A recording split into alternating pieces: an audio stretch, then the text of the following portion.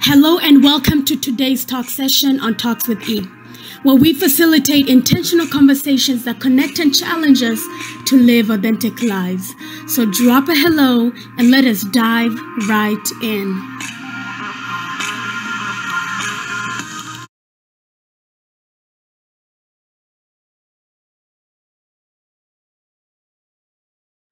From the moment we were born, we have been communicating to others our feelings and thoughts. Before we learned words, how to put words together, such as I don't feel good, or I'm hungry, or like need a diaper change, we cried out loudly for some of us, and our parents had to guess using the evidence before them. Is it a wet diaper?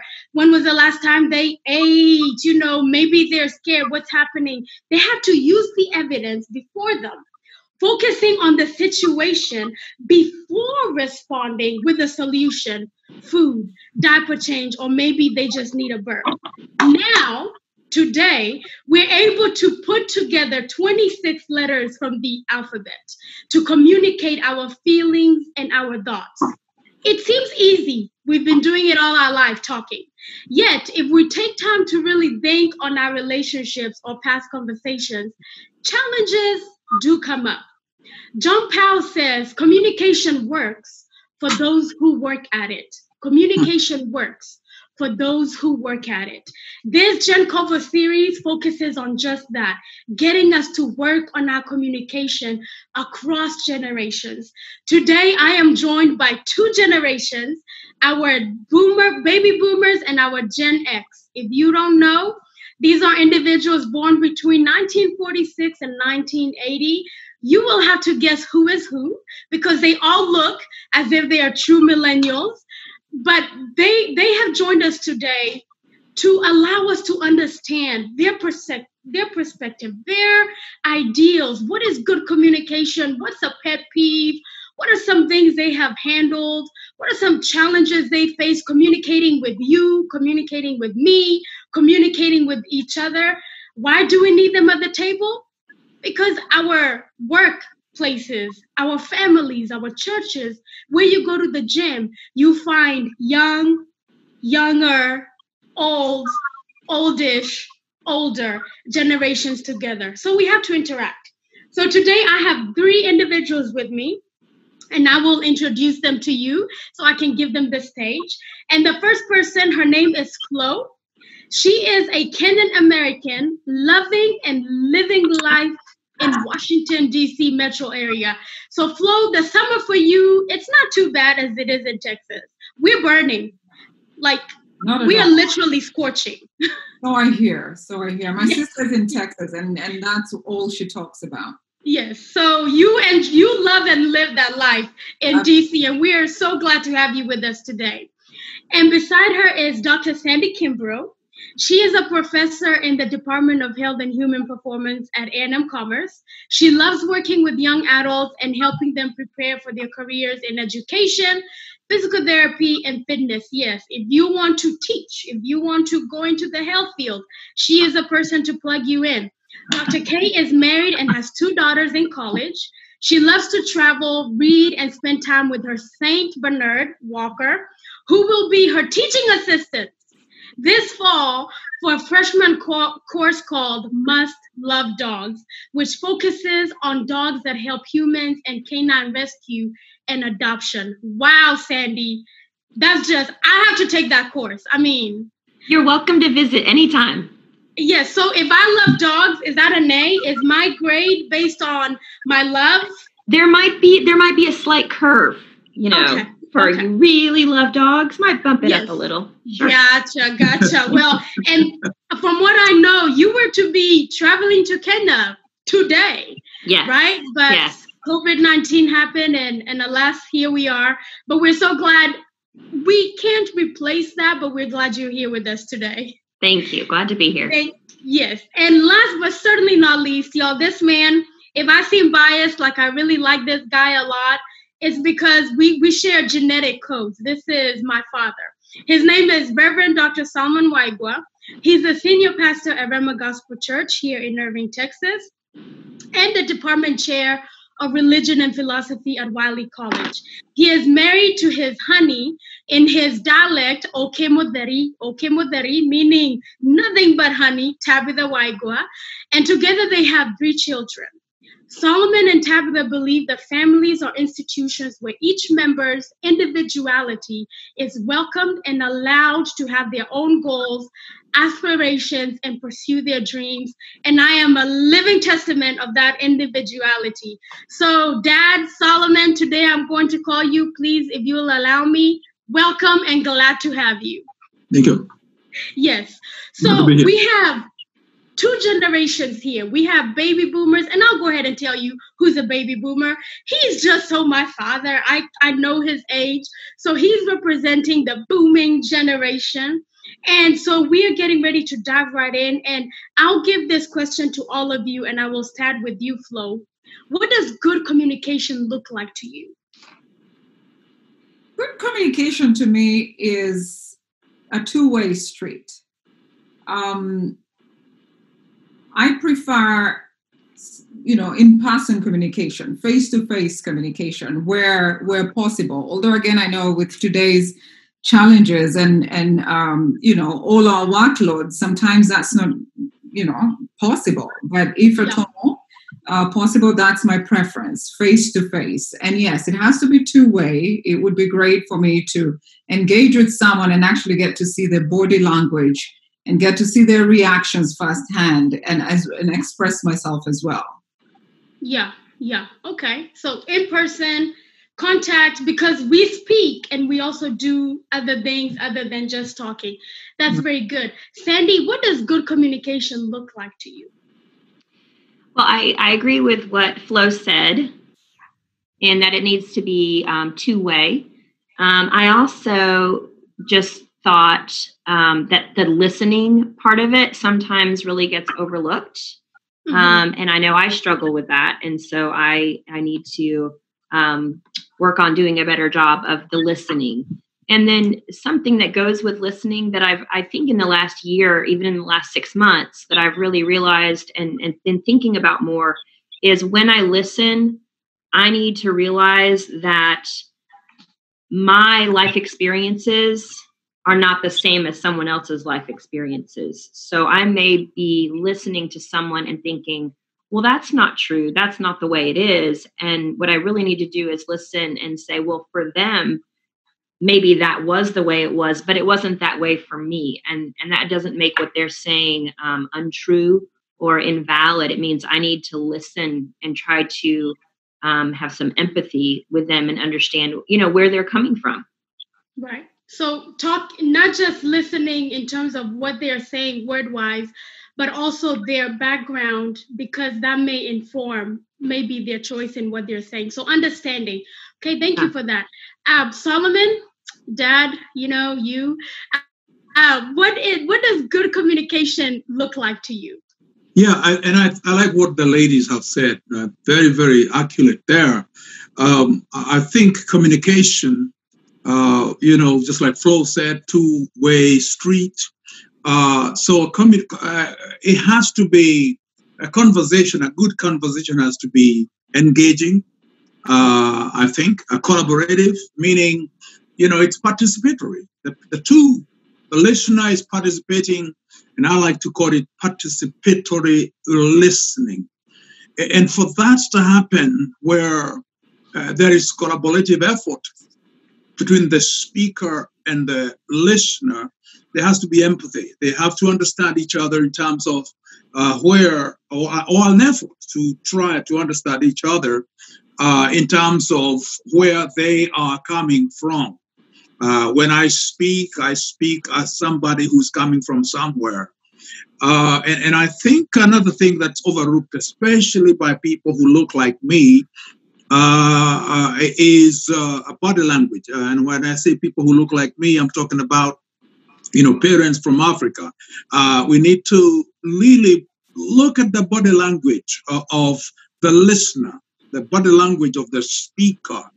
And many times we will be listening, but we look like we are nonchalant, like we are not engaged. yet we pretend to be listening. And that's very rude, I think. So we need to show that we love what we're hearing and we are participating in that. Thank you. Okay.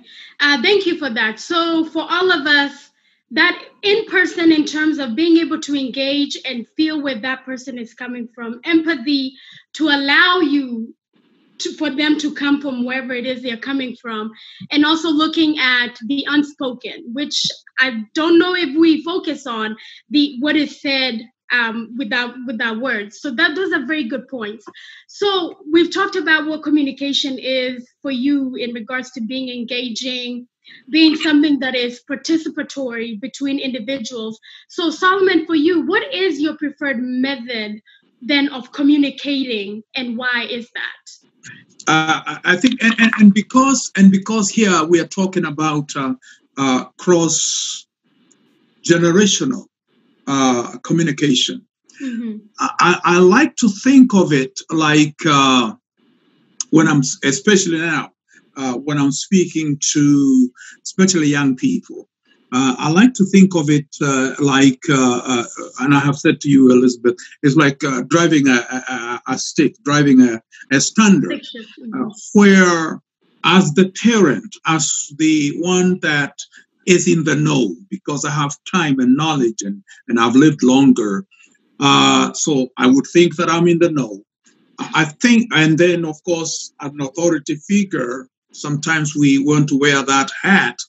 But I think it behooves us to converse or have a conversation that allows the other, especially the younger generation, to express themselves.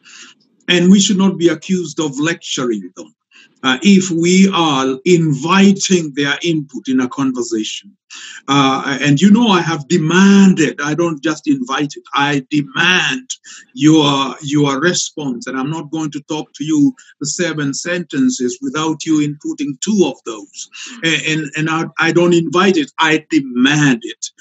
That's the parent in me. And so I want to say that's my best or my preferred way, where I push and then I let go. I push and I let go. Like, it's the crutch of driving the standard, where the gas is when I'm talking. But then the crutch is when I release the gas and I let the listener also respond to me.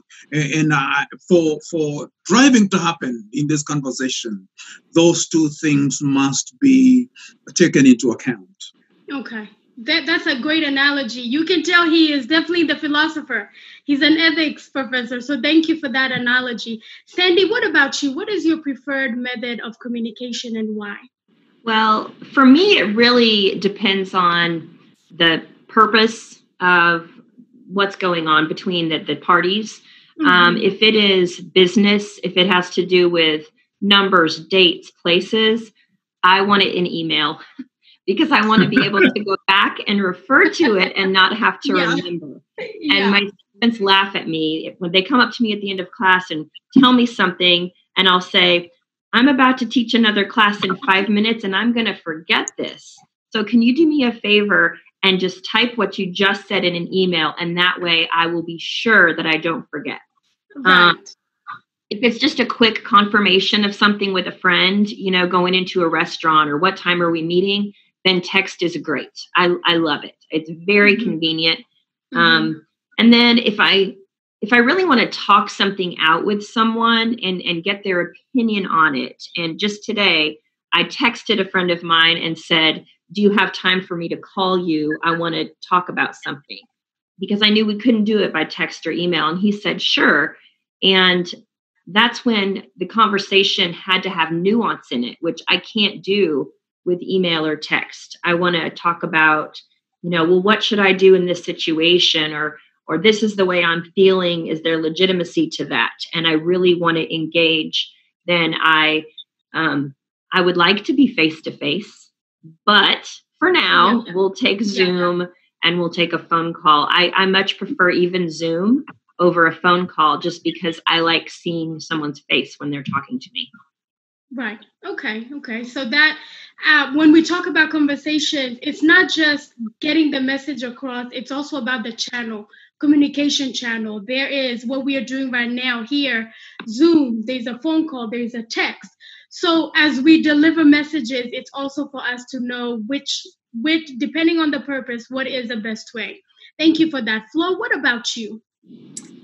For me, my preferred way is definitely face to face. I prefer being able to sit with someone, see them, talk to them, express myself. I feel like I'm more easily able to also accommodate them in terms of, this is what I needed to say. What about you? As I mentioned before, I would love to be able to see their body language, is what I'm saying or explaining making sense? Like even business wise, although really I also see what Sandy is bringing in, and I agree that if it's business, I certainly want to have that on email. So I want, to sort of have something on paper that showed, this came from here, or something that I can go back to very easily in case I need to refer or I need some references. But if it's majorly, if it's social grounds, I think my preference number one is face-to-face, because again, talk about text. I feel like I'm not too patient for text messages. I don't know whether it has to do with being a Gen X or what. I don't know, but I just feel like text, just the back and forths, and that you can be misunderstood very easily. You can be misread very easily. I feel like I'm a talker personally, so I would rather just pick up the phone. If face-to-face can't work, I'd rather pick up the phone and talk, as opposed to texting you, and then perhaps we can have things misconstrued. Right. And living in this digital age, last week I mentioned I had millennials and Gen Z, the digital natives, right? Digital natives where we're having arguments on text. People are being asked out. Yes, Dad, there are boys out here asking us girls out on a text, not calling or writing a letter like you did to mom.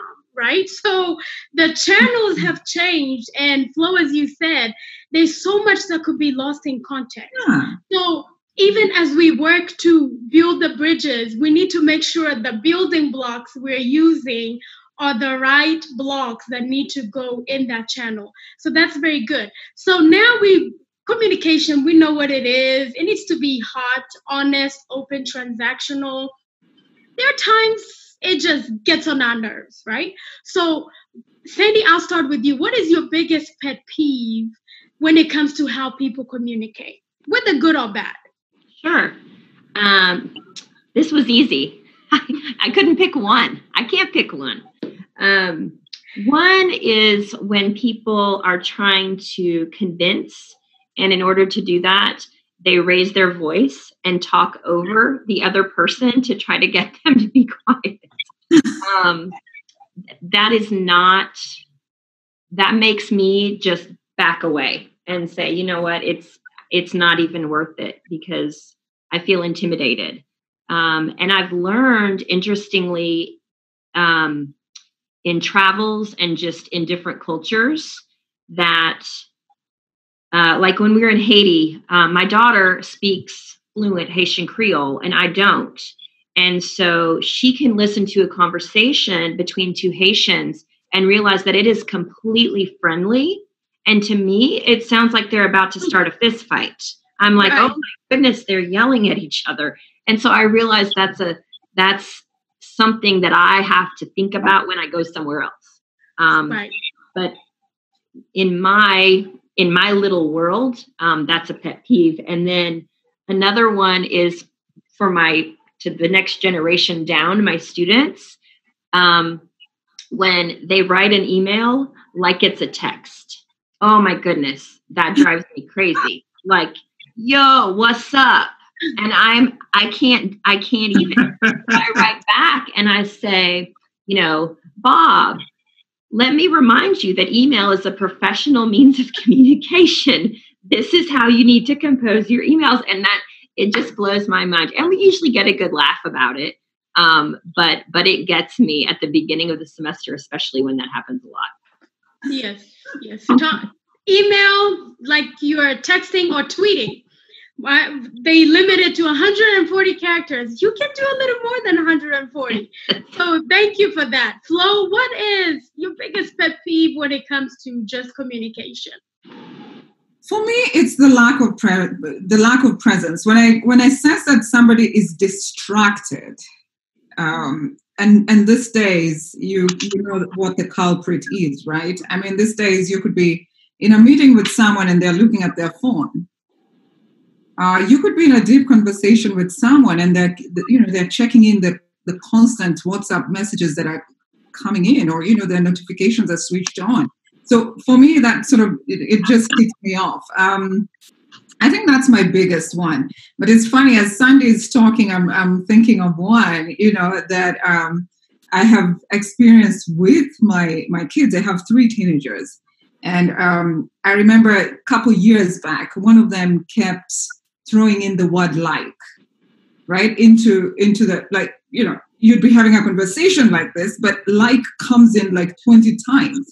Yeah, mommy, like, and it's like, and I had a real issue with that because I had to tell her, look, you need to be able to express yourself properly. Like, so we had to start counting like in her conversations, and over time, and it became fun because even the other ones started counting the likes that she was saying, because I kept telling her, look, your English teacher is not going to be happy with you when you're having to express stuff in class, or when you're having to put up an argument, or to go in for your debates and stuff like that.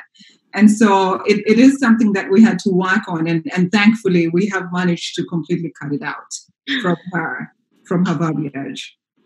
Nice. So I used to be part of Toastmasters, and they are public speaking. You learn how to speak, and they count those filler words, like, I'm really bad about that. And it's a challenge. I completely agree. Those, like, I may drop a few, or I may even drop a or an but it definitely, it happens with the younger generation. So younger generation, if you're watching, proper conversation is conversation that you actually use words to say what you say and take away those fillers.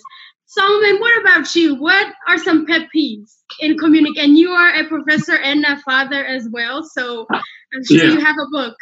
And I know you might say this because you know it. And this is the philosopher in me. Just people not listening through. And what I mean by that is hearing somebody all the way to finish the idea. And you will remember, no, maybe I shouldn't be referring to you here, but what I did with my own kids is to say, David, stop responding. Can you first of all tell your sister what she said? And then he would say, what I hear you saying is da da da da da da da. Is that what you said? And sometimes he would say, no, that's not what I told you. Or yes, it is. And so that questioning does not have to happen. But that was training at that time. That tell your brother what he said. Okay, now respond to what he said. I think that part of training needs to happen at the home level so that people can listen through without, because what happens is, rather than listen through, people take that time to develop their response. I mean, what are you trying to respond to if you're not hearing me out? Maybe it's listening out or listening through. You understand what I'm talking about. It is making sure that I wait until the whole idea is flashed out by the speaker and I got it. And then I can tell them, I hear you saying this. Yeah. So I want let me respond to what you just said. I think that is an intelligent conversation. One of the things I'm doing, and I know I'm taking long, let me say this. One of the things I'm doing is creating a course. It's a 4,000 level course called Creative Thinking and Creative and Critical Thinking in Religious Studies. Some of the people that are very difficult in what's called creative and critical thinking is religious people. Because we already have formed ideas and we don't want to flush them out and reinvestigate them. But I'm inviting people to listen through things and question them again. Thank you. Mm-hmm. Thank you for that. So listening through to where you, rather than assuming what will be said, is let the person flesh that out and then you respond based on what you heard. There's a quote I heard or came across as I was preparing for this, that I'm paraphrasing: let us listen to understand, right? Mm-hmm. Listen to understand and then respond based on that understanding. Sometimes we listen to simply respond, to say, oh yeah, no, I understand. And then we end up having that raised voice or something else. So now that takes us to now talking about challenges in conversations or communication. We interact with individuals from all backgrounds, not just age, but race, culture, even homes. You can tell how we were philosophically raised in our home is completely different from how somebody was raised. So the kitchen that you ate from when you were growing up results in a different human being from the person across the street. So a challenge that comes along is not fully understanding one another because we don't have similar experiences of thought upbringing. Flo, I'll start with you. Describe a scenario based on this where someone from another generational background had a misconception about you that made communicating or interacting with them difficult. Okay.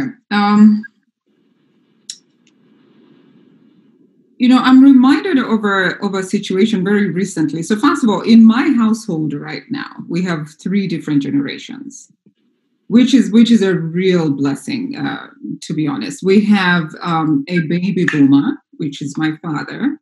And then we have, myself and my husband, 2 generation X's, right? And then we have 3 generation Z's. So you can imagine we are across those 3 generations, there can be so many, misunderstandings or they would see we have different perspectives, right? And so recently we had a conversation at the dinner table, and all these conversations usually take place at the dinner table, thankfully. And so we had this conversation where I brought up 2 photos that had been circulating on WhatsApp. And one of them is a photo of, I believe it's 6 women, right, who are currently leading nations that have been able to fight the pandemic very well. And then I'm sure you guys have seen it. And then there's the other photo that has the other 6 gentlemen that are leading. They haven't been able to quite bring this thing down to a good controllable level. And I said, wow, do you guys realize that these countries that have done extremely well are, those are women-led countries? And I remember the boomer thought, oh wow, are you bragging? Or wow, you're saying women are this and this and that. And I had to take my time and explain and also understand where he's coming from and the background, right? That in the first place, during his days, women were not really in leadership roles, right? So in the first place, I think for him to hear that women are being applauded in that sense. I mean, this is probably not, it could be an extreme example, I don't know. But for him to hear that we were looking at things that way, for him, this sort of showed that we were maybe perhaps bragging as women and whatnot. And, coming from his background, women were seen as in a certain type of way.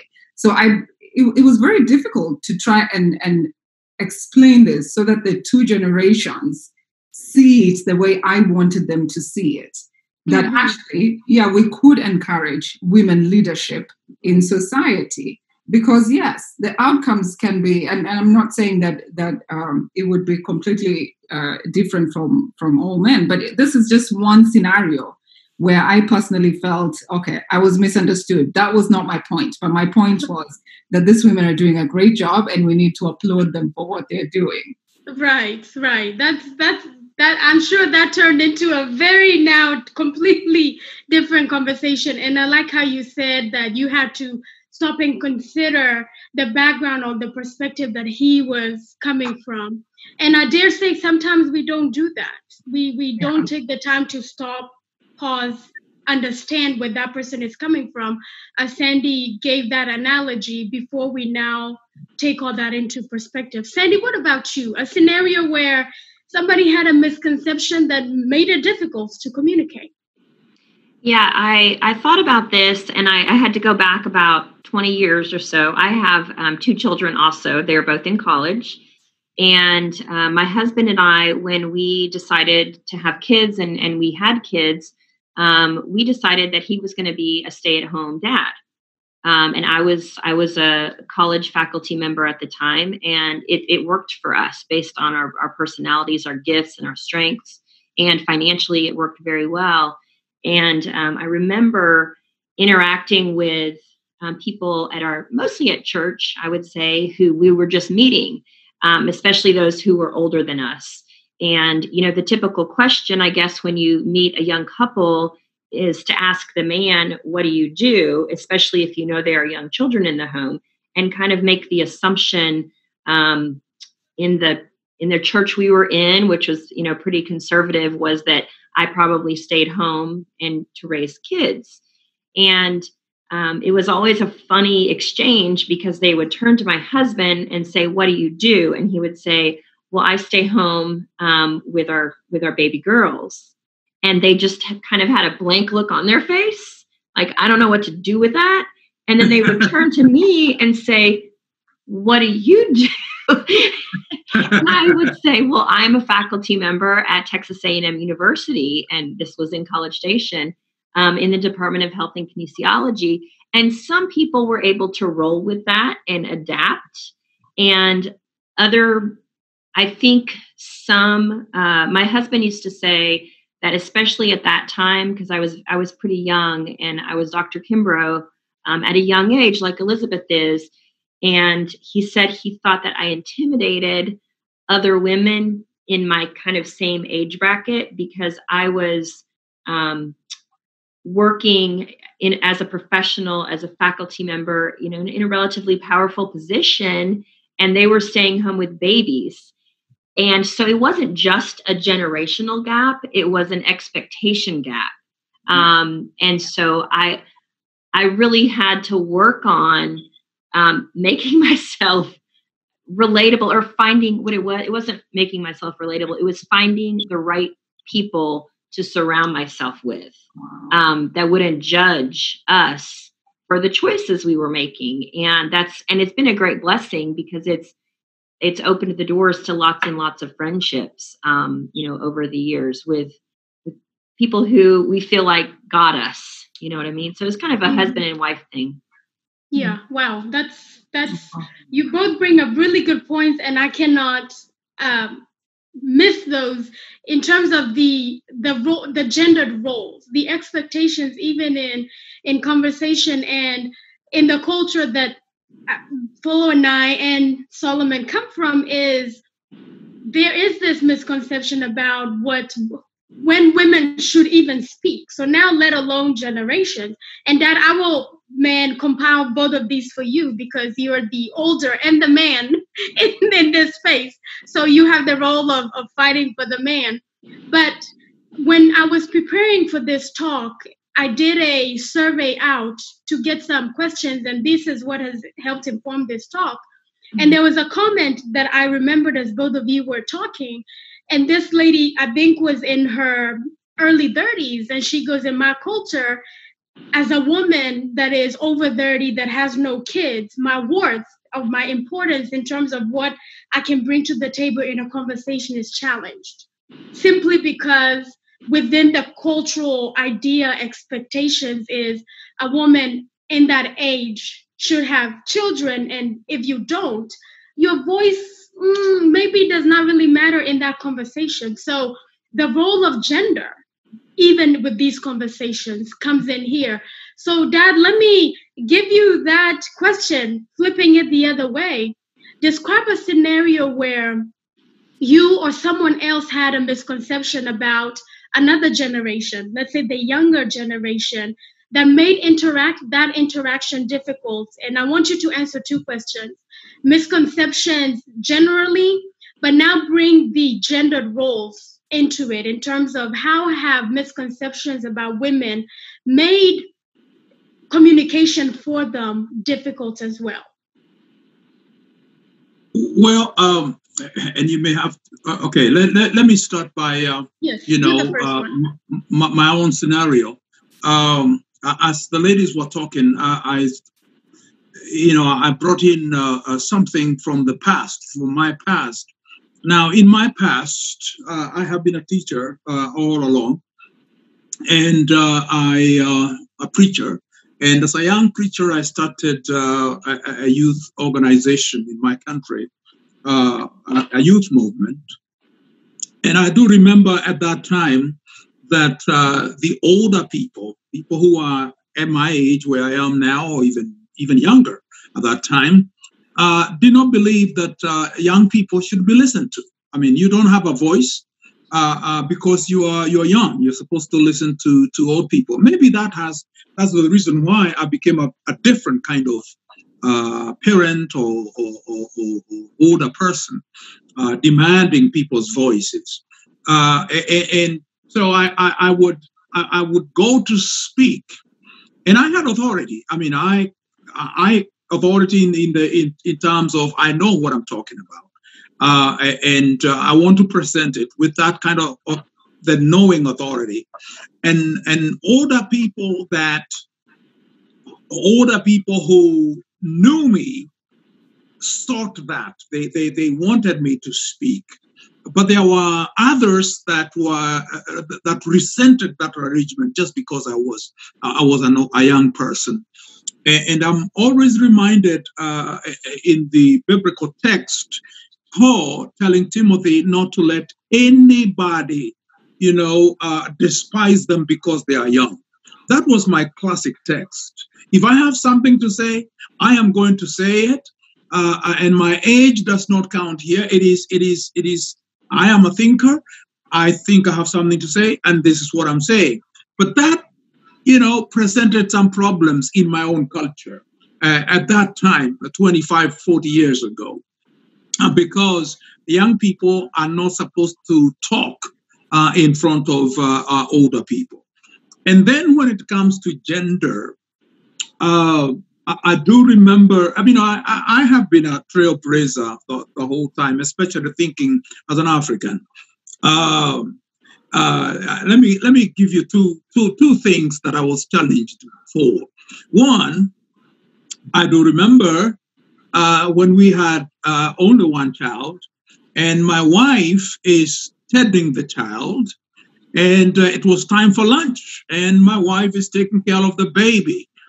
And we are served food, and I went and I was feeding my wife with my spoon. I'm eating and then feeding her, and she's feeding the baby. Because she's feeding the baby. The spoon she's holding, she's feeding the baby, and I am eating and feeding her.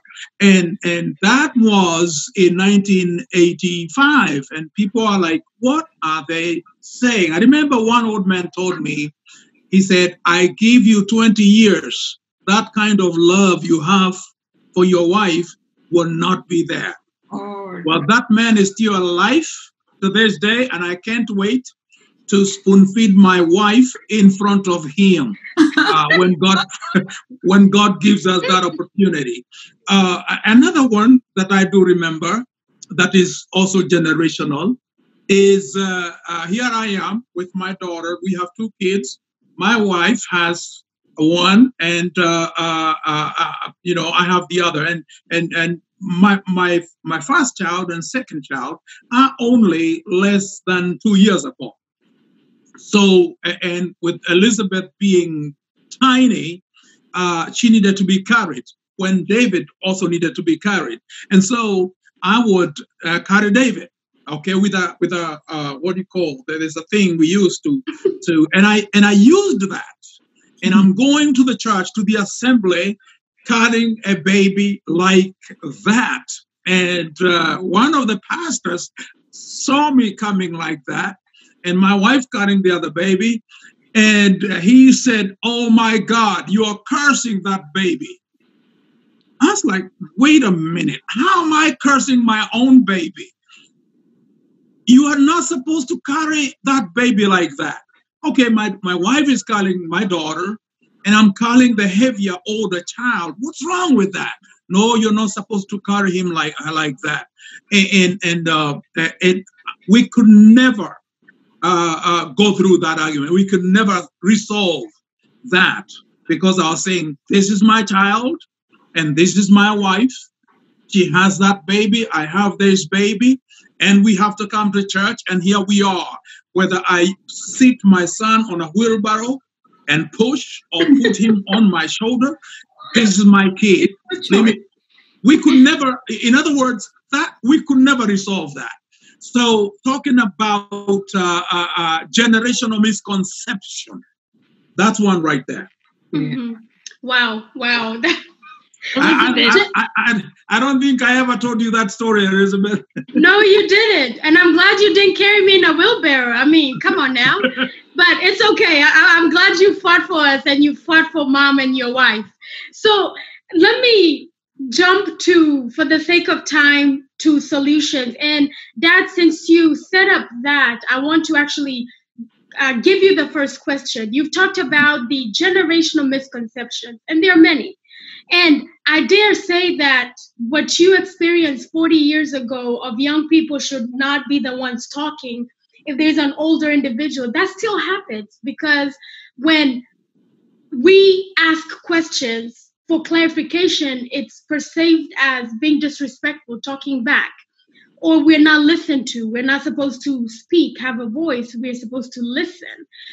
So those challenges still exist. And as Flo mentioned, her family has all generations.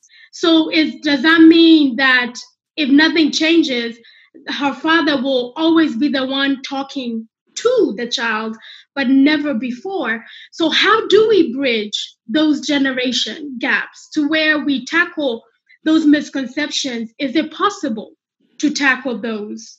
Or if it is, how do we even get started on that? I think if the older generation were to see themselves as, if you will, teachers, yes, I will give you that you are in the know. You have lived longer, and you have data that needs to be passed on to the next generation.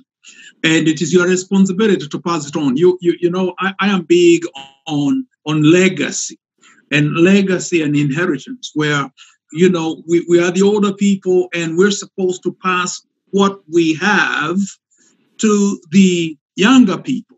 Now, the powers that we have and the capacities that we have in terms of passing them to them, it's allowing them to grow. And that's why I say that the family is a place where everybody needs to characterize one another's growth.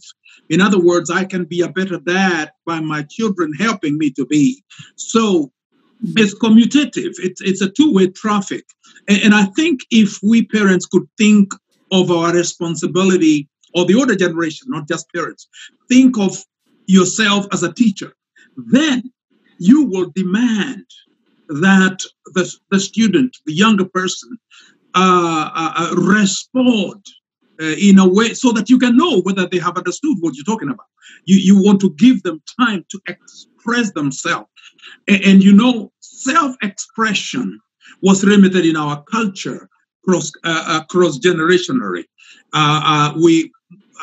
My parents didn't expect me to sit down there and talk to them the whole time. That was not expected, even in church. But what I'm saying here is, I think we need to turn the table the other way, and parents or older generation begin to demand that young people be heard. You are here to be heard. This is a table, and it's a conversation. And so you listen to me and listen to me good. You know, I say that all the time. But I want to say the same thing to myself. I want to say, Solomon, now listen to the young person and listen to them good, because you need to grade them. You need to help them out where they are missing the point. But you cannot know where they are erring or going wrong if you don't listen to them. So I think older people need to listen more than they talk. I think also, can I ask you, we can also be the teachers, right? The young can also give something to the old to teach. Yes, the old, there's a lot of data, a lot of experience, but I, as a young person, also have some data to give to you that you may not have. So in that demand to be heard, where you say, okay, Elizabeth, listen to me, and I listen, and then you say, now I demand me to listen to you. So you demand me to speak, and that demand is not, okay, now talk. It means with the same passion of talking to you, I want you to also do the same. Because we can also be, it's a symbiotic relationship, right? Yes, it is. Yes, it is. And that's why I'm saying that, and I was responding in terms of the older person being the one with the data that they want to download onto the young people, if I can use that language. But I think you need also to step back and see whether it has loaded correctly. And how do you do that? It is to expect a response. And yes, if the analogy of teaching is good in that it is both ways. I have learned a lot from my own children, even in class. One of the excitements of teaching is that you learn, and I like students who challenge me. You know, well, I didn't know that. Well, let's go find out. You know, that becomes a learning moment, and it happens in my house as well. It happens in the church. It should happen everywhere. But in terms of, because every generation has a problem in terms of perception. Okay, the old people think, oh, these young people are not listening. The young people think, oh, these old people just talk, lecture. So we need to meet somewhere where we listen to the lecture, but we also lecture as well. Okay, wow, that's a great segue. And Sandy, I will extend now in terms of that. What are some strategies to tackle those communication challenges? If we use the classroom analogy of where we become the lecturer and the lecturee, if that's the right word, what would you give us some strategies to achieve that? So just real practically, one of the podcasts I listened to, the woman who hosts it used to be an elementary school teacher. And sometimes the other hosts' children come on and they'll start talking, and they're really young kids, and they kind of stop abruptly. They're not, they don't have years of experience of communication. And she will just say, tell me more about that. And I've found that can be a good prompt to say, hey, I'm listening. I really don't know a whole lot about what you're talking about, but I want to know more. So I've tried to use that with my students. And then also, just to echo what Solomon had to say, I think my own children are exceptional, as I think all parents do. But just even in the last, 2 to 3 years, I feel like I've learned so much from them. My oldest daughter specifically, well before this year, was wearing a Black Lives Matter t-shirt. And I didn't really get it. I said, tell me why about, tell me more about why you're wearing that t-shirt. And so she really introduced me at age 16, 17, 18 to terms that I had never really thought about clearly before about white privilege and about things like that related to race, and issues, especially in our country, related to race. And I'm telling you, in the last 3 to 4 years, my viewpoints on a lot of things have changed because of my kids and their introduction and the conversations that we've had. And I found that just saying, "Hey, tell me more about that. I don't know very much about that." Or with an adult, maybe I would say something similar to that, but just to kind of put it out there that, hey, I don't know a lot about this and I want to know more. So tell me. And I feel like that's made my students as well. At work, my students at the university open up a little bit more and really tell me, because, in my mind, I have a picture of my childhood, like you said, my kitchen. I don't have a picture in my mind of their childhood. And so just giving an open time for them to talk to me, whether that's in my office or something, has really informed me. And I feel like I understand a lot better, a lot of issues. Okay, thank you for that. Flo, what are some strategies you would give to tackle that divide or the communication challenges? I think, so first of all, I completely agree with what Sandy and Solomon have said. And in fact, it's really nice to hear that, Solomon, from a baby boomer, your perspective on tackling the challenges. But I personally feel like we should be willing to teach and be taught. That should be, across the generations, that, regardless of where one stands, we seriously should be willing to teach and be taught. Because yes, that the teaching will come from either, whichever direction.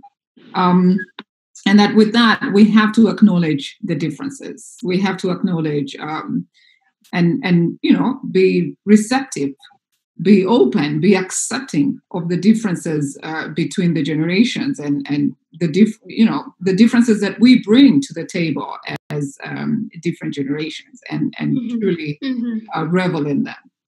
Right. Okay.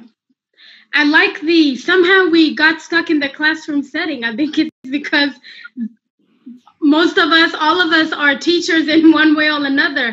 And so rushing to the close here, this has been such a good conversation for so many reasons. The tagline we've been using in the previous talks has been hot communication: honest, open, transactional. And I think we've all said that in many different ways: engaging, collaborative, participatory, one-on-one. If you were to say one thing, one recipe, one ingredient that is needed to have this good communication with your generation. Now, answer this as Solomon, for somebody to have good communication with somebody your age, somebody like you. What is one ingredient that is needed? And Flo and Sandy the same. And I'll start with Sandy. What is that one ingredient that, if it misses everything else, this just has to be there?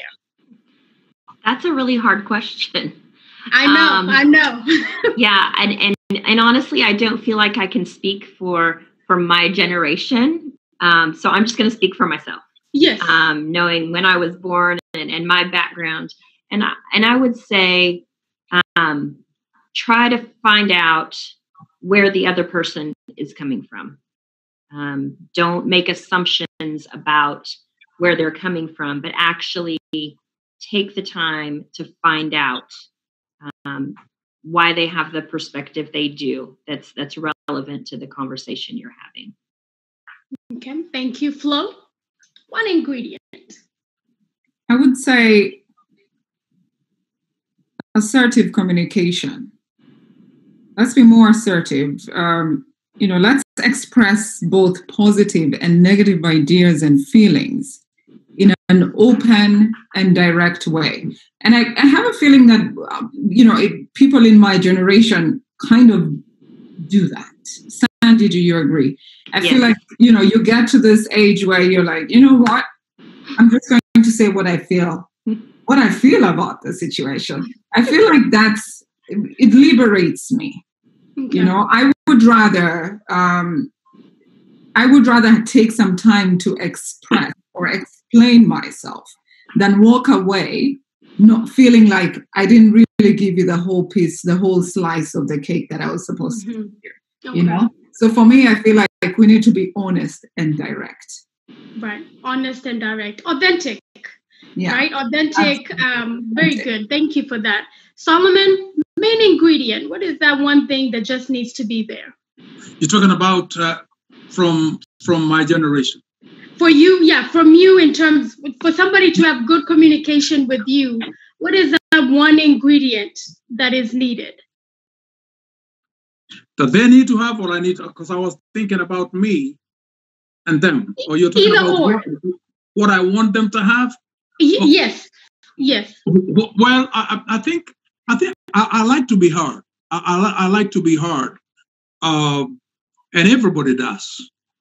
And so I think I can speak for me and I can speak for my hearer. It's important to be hard because when we hear people, we tell them they are important. We tell them they are worthy. We tell them that they are somebody, you know, they are not something. And so I think both parties need engaged listening. One of the things I have learned as a professor is when a student comes and if I have that time and if they want a conversation, especially if they have asked in advance, is that I stopped long ago listening to them from my position, from my chair, and I moved to the coffee table, to the chair there, where I let them sit close to the door and I sit by the wall. And that tells them they are in charge. This conversation can stop anytime and I can leave. I'm not blocking their way.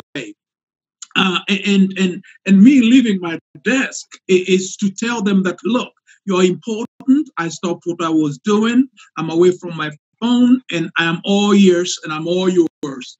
And they go, wow, that man, he listened to me. And then there's a good intimacy that happens right there. We become there's closeness. They trust me, okay, and they are able to talk to me, and they become good students, and they make me a good teacher. So I think engaged listening for both parties. And I want to say this: God gave us 2 years right here to listen with, and only one mouth to use to speak. So by that ratio, I want to say we ought to listen twice more than we talk. That's good.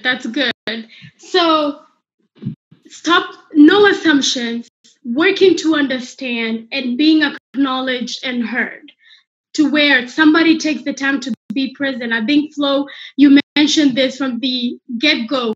Show me that you are actively listening and paying attention to what I'm saying.